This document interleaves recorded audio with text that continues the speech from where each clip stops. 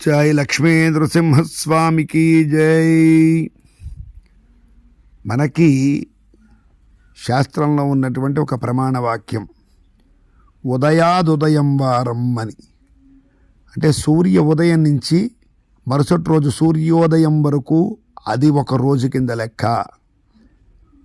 Railway time టేబుల్లో మరోటో లెక్కలో రాత్రి 12 గంటల 1 నిమిషం వచ్చింది అంటే మరుసటి రోజు వచ్చింది అని మనం భావన చేయకూడదు.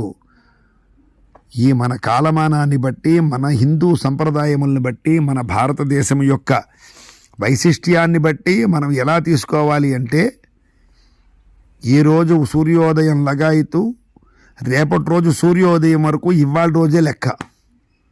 ఇవాళ ఉదాహరణకి సోమవారం అయిందనుకోండి సూర్యోదయం, మరుసటి రోజు సూర్యోదయం వరకు సోమవారం అనే చెప్పాలి. ఎప్పుడు ఏ కార్యక్రమం చేసినా, రాత్రి చేసినా, పగలు చేసినా, మరోటి చేసినా. అలాగే రాత్రి 12 గంటల 1 నిమిషం వచ్చింది అంటే తేదీ మారిపోయింది కదండి, మరి దీని సంగతి ఏమిటి అని. ఆ లెక్కలు ఇక్కడ పనికిరావు. ఎవరైనా మృతి చెందినా, లేదా ఎవరికైనా మనవడు కానీ, పిల్లాడు కానీ, పిల్ల కానీ కలిగినా, లేదా ఈ ఆడవాళ్ళు బహిష్టులు అవుతారు, అటువంటి సందర్భంలో కానీ మనము శుద్ధి చేసుకున్నప్పుడు 12 దాటిపోయింది కదా, 1 గంట వచ్చేసింది కదా, చేసేసుకోవచ్చు అని ఆశౌచ శుద్ధి అంటే మైల శుద్ధి కానీ, జాతాశౌచ శుద్ధి అంటే పురుటి శుద్ధి కానీ, లేదా ఈ బహిష్ట శుద్ధులు కానీ చేసుకోవడానికి లేదు. సూర్యోదయం అయినాకే ఈ శుద్ధులన్నీ వర్తిస్తాయి. మైల శుద్ధి అయినా, పురుటి శుద్ధి అయినా, ఈ శుద్ధి అయినా సూర్యోదయం అవ్వాలి.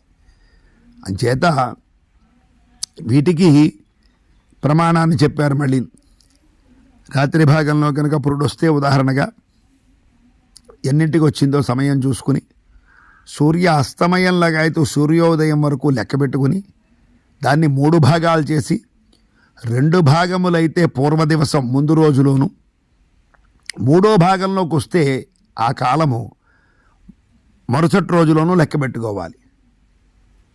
అనగా నిన్న రాత్రి ఎవరైనా 2 గంటలకి ప్రసవం అయిందనుకోండి, ఎవరికైనా 2 గంటలకి ప్రసవం అయితే అది 1వ రోజు అవుతుందా, 2వ రోజు అవుతుందా లెక్క పెట్టుకోవాలి.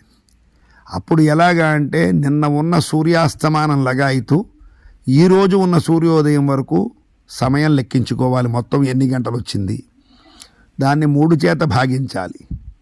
భాగించిన పిదప 3 చేత భాగిస్తే మనకి ఒక శేషం వస్తుంది. ఆ శేషంలో ఈ 2 గంటల సమయం ఎందులో ఉంది, 2 భాగములలో ఉందా, 2 భాగములు పూర్తయ్యాకుందా, 2వ భాగానికి పైన ఉందా, 2వ భాగానికి పైన ఉంటే 2వ రోజు, 2వ భాగం అంతం వరకు ఉన్న 2వ రోజే, 3వ భాగంలో పడిపోతే ఇవాళ తొలి రోజే అవుతుంది, 2వ రోజు అవుతుంది. ఆ విధంగా ప్రమాణాన్ని లెక్కి పెట్టుకుని ఆ లెక్కించుకున్న ప్రకారంగా వెళ్ళాలి. దీనికి అనేక సందేహాలు ప్రజల్లో ఉంటాయి. 12 అయింది కదండి, 2 అయిపోయింది కదండి, మరుసటి రోజు కదండి అనుకుంటూ ఉంటారు. అవి పనికిరావు. ఆంగ్ల కాలమాన ప్రకారముగా ఉండే టైముని మన జ్యోతిష్శాస్త్రంలో తీసుకోం. ఘడియ, విఘడియ, కళ, కాష్ట, మాత్ర ఈ లెక్కలు ఉన్నాయి కాలానికి. వాటిని మనం పరిగణనలో తీసుకుంటాము.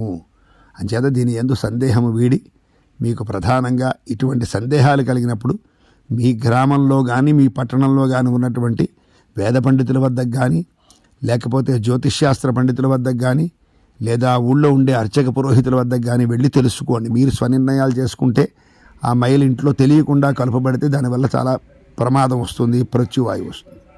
కనుక అటువంటి పనులు చేయకుండా సందేహ నివృత్తి చేసుకుంటారని ఈ విషయాన్ని చెప్పడం జరిగింది.